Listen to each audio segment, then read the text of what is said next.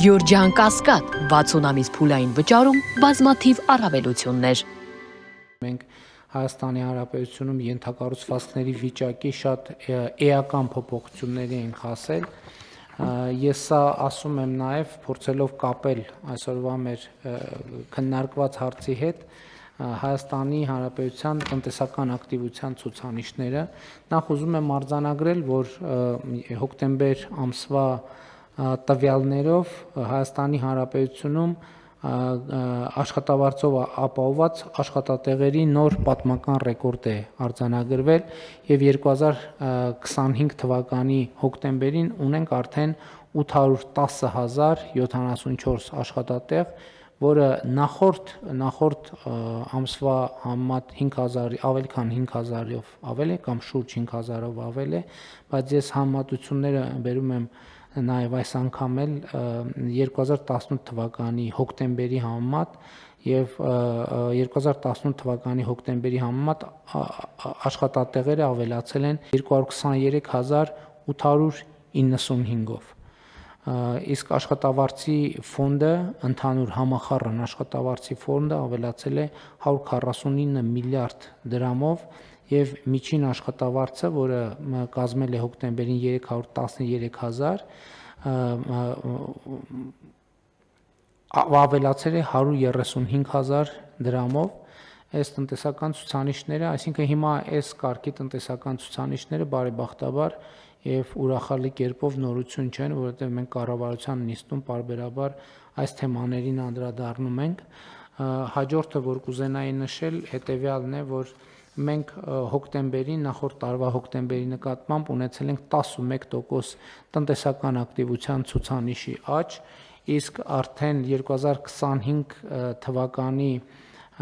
առաջին 10 ամիսները նախորդ տարվա հունվար-հոկտեմբերի համեմատ տնտեսական ակտիվության ցուցանիշը կազմել է 8.1%։ Սա նույնպես կարծում եմ շատ կարևոր եւ շատ պոզիտիվ ցուցանիշ է։ Նաև ընդգծեմ, որ սա տնտեսական ակտիվության ցուցանիշն է եւ տնտեսական աճի հաշվարկը չէ, բայց նաև պիտի արձանագրեմ, որ եթե ես ճիշտ եմ հիշում թվերը, 9 ամիսներով մենք արդեն ունենք 6% արձանագրված տնտեսական աճ։ Ես կարծում եմ, որ սրանք իսկապես շատ լավ ցուցանիշներ են եւ պետք է արձանագրել, որ արդեն ոչ առաջին տարին մեր տնտեսության աճը կանխատեսվածից տեսանելիորեն ավել է եւ նաեւ կարծում եմ սրա պատճառն այն է, որ մենք անդադ մեր քաղաքականություններում բացի ենթակառուցվածքներից ընդգծում ենք մարդու ստեղծարար աշխատանքի կարևորությունը եւ այդ ստեղծարար աշխատանքի արդյունավետությունը բարձրացնելու առումով կրթության կարևորությունը եւ կարծում եմ, որ այս ուղերձները ընկալվում են եւ այդ ուղերձները իրագործվում են ամենօրյա կյանքում։ Ես ուզում եմ եւս մեկ անգամ գնահատանքի եւ շնորհակալության խոսքեր ասել Հայաստանում աշխատող, արդյունք ստեղծող եւ օրենքով նախատեսված հարկերը վճարող քաղաքացիներին։ Նաև ուզում եմ ընդգծել, որ վերջին ամիսներին ես տնտեսվարողներից նամակներ եմ ստանում այն մասին, որ հարկային մարմինները, այսպես ասած, չափից ավելի խստապահանջ են եւ նաեւ քննչական մարմիններ չափից ավելի խստապահանջ։ Գիտեք, եւ ես ընդհանրապես մեր գործընկերների հետ զրույցում այսպիսի սկզբունք ենք մենք որդեգրել։ Մեր սկզբունքը հետեւյալն է, որ Հայաստանի Հանրապետությունում բառացի ինչ որ ասում եմ, սա ես մեջբերում եմ մեր աշխատանքային քննարկումներից առանց մի բառ ավելացնելու կամ պակասացնելու, որ Հայաստանի Հանրապետությունում չպետք է լինի որևէ տնտեսվարող, որը ունենա օբյեկտիվ հիմք ասելու, որ կառավարությունը հարկային գործունեության ֆիսկալ պրոցեսների արդյունքում իրենից վերցրել է թեկուզ մի լումա ավել հարկ կամ տուրք։ Բայց մյուս կողմից կառավարության դիրքորոշումն էլ այն է, որ չպիտի լինի տնտեսվարող, որ վճարի օրենքով նախատեսվածից մի լումա պակաս հարկ եւ տուրք։ Ես կարծում եմ, որ սա շատ կարևոր եւ սկզբունքային եւ օրինական եւ արդար մոտեցում է, բայց այնուամենայնիվ, քանի որ մեր տնտեսվարողները այդ թեմաները բարձրացնում են, մենք շաբաթ օրը ունենք աշխատաժողովը մեր երկրորդ տնտեսական ոլորտի ներկայացուցիչների հետ եւ մենք այդ հարցը կքննարկենք։ Իհարկե, այս նախորդ շրջանում այդ նամակներից առնվազն մի քանիսը մակագրել եմ փոխվարչապետ Տիգրան Խաչատրյանին, խնդրելով, որ քննարկումներ ունենան, ի վերջո հասկանանք, թե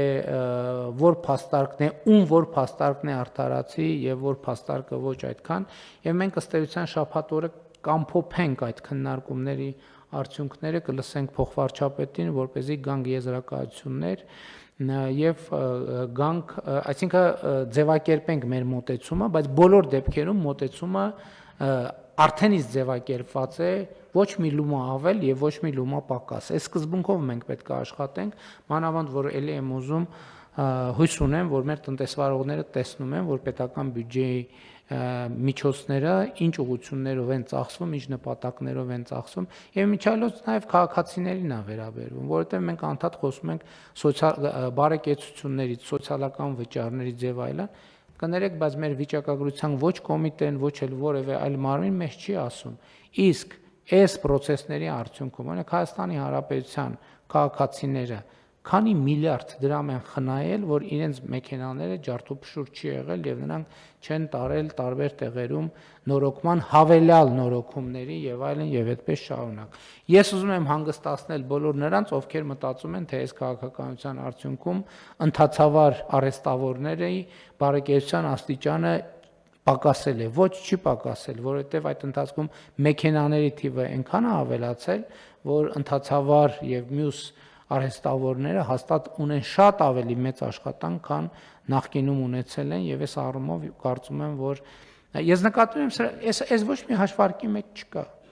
Եվ ոչ մեկ էլ չի հաշվում, ոչ ես էլ ճիշտն ասած որ մեքենա է վարում եւ անձնական օգտագործման մեքենա ունեի, չի կարող հիշել, թե նախորդող շրջանում ես ինչքան եմ ծախսել, իմիջիայլոց անկանխիկը սրա համար է, որ պետք է լինի հետագայում իմանանք, թե մեքենայի նորոգման համար ինչքան ենք ծախսել, որը հիմա այլևս չենք ծախսում։ Նկատի ունեմ, այս տնտեսական ցուցանիշները լավատեսական են եւ մենք հետեւողական հանգիստ մեր քաղաքականություններով պետք է առաջ շարժվենք, իհարկե նաև այդ ընթացքում լսելով քննադատությունները, տեսնելով մեր թերությունները, ուղղելով մեր թերությունները եւ այդպես շարունակ։